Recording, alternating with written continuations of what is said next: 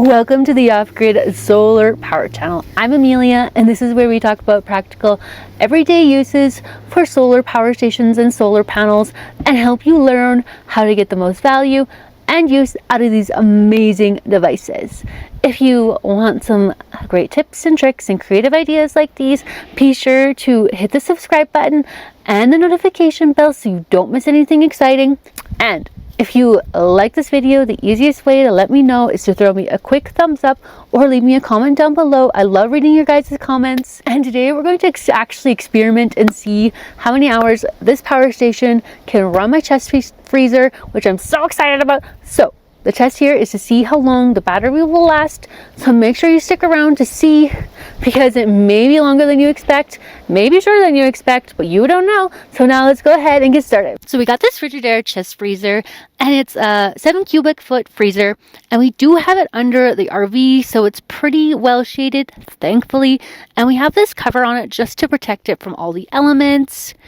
And then we have it pretty much full with a ton of toaster waffles, because you know, you can never have too many of those. It also has my collection of spinach underneath all this meat somewhere, but yeah, it also has a lot of beef, and we also have pork roast in there, I believe. But having it as full as we do helps the freezer use less energy, because the food acts like a huge ice block basically. So it just makes it more efficient. And just a fun fact, if you don't have enough stuff to fill up your chest freezer, but you still want to conserve energy, you can put a milk jug filled with water inside the freezer. Although a freezer is a great way to store food, so if your freezer is sitting empty, I'd advise you to fill it up with a bunch of frozen goods ASAP. Not only is it good to have in a case of an emergency situation, it saves you money buying meats and things when they're on sale. But it also makes it run more efficient and can get you through a longer term emergency situation as well, especially if you have a power station and a solar panel to protect that food with. So get on it. So now we're just going to go ahead and plug the chest freezer into the power station. So it's pulling 77 watts right now, but it does seem to be fluctuating, and the power station is estimating it'll last about 17 hours. But I'm pretty sure it'll definitely last longer than that, because the freezer turns itself off and on in order to maintain temperature, so it's not running constantly. We are starting this experiment at 10:46 a.m. and also keep in mind I'm making this video in May and it's pretty hot right now, whereas a lot of similar videos I have seen tend to do this during wintertime. So the results may vary a bit, just because the freezer will need to use more power to maintain its internal temperature because of the heat. Okay, so let's get this test started, and I'll check back in a couple hours to see where it's at. Okay, so it's been 3 hours now, and the power station is actually still at 100%. So I will check back in a couple hours. Sorry for the interruption, but I'm new here on YouTube and could really use your help in order to grow my channel. So I have created a giveaway. I'm going to be giving away this power station to one of my subscribers. That's you, right? You can go to the link in the description below and find my giveaway video for more information. Now let's get back into that video. Okay, so it's 2:50 now, so we're just going to go outside and check on the power station. It's really windy out here today. It's like it's up to 36 miles per hour winds, which is crazy.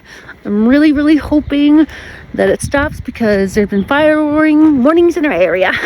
It's not good. Okay, so the power station is at 97% right now, so we're going strong still. So I will check back in a couple hours just to see where it's at.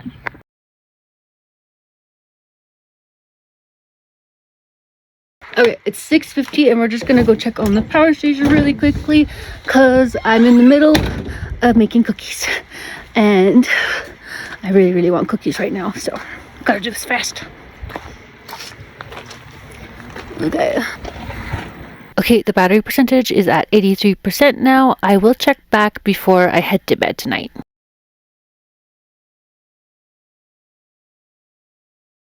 Okay, so it's 9:50 now, so I'm just gonna go ahead and check the power station before I head to bed.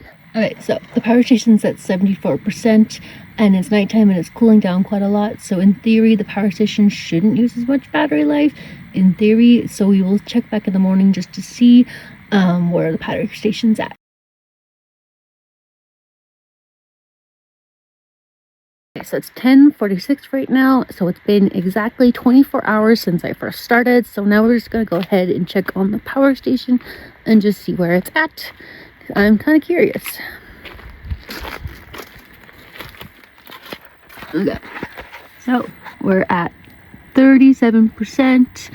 I'll check back in another couple hours just to see where it's at, but yeah, it's probably not going to be much longer.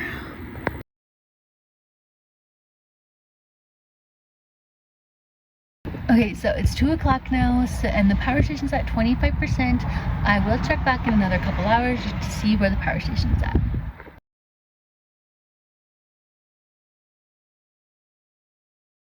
Okay, so it's 5:31 and we're just gonna check on the power station now.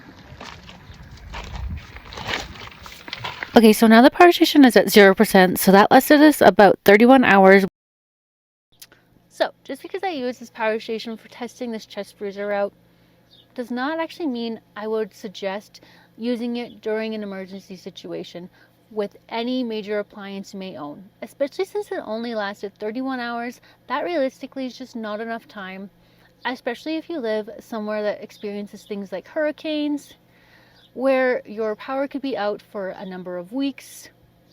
This power station would be perfectly fine if you were just wanting to use it for some cooking or running a fan or your TV during an emergency situation, but I'd really just not suggest it being your primary backup for something as important as your freezer food.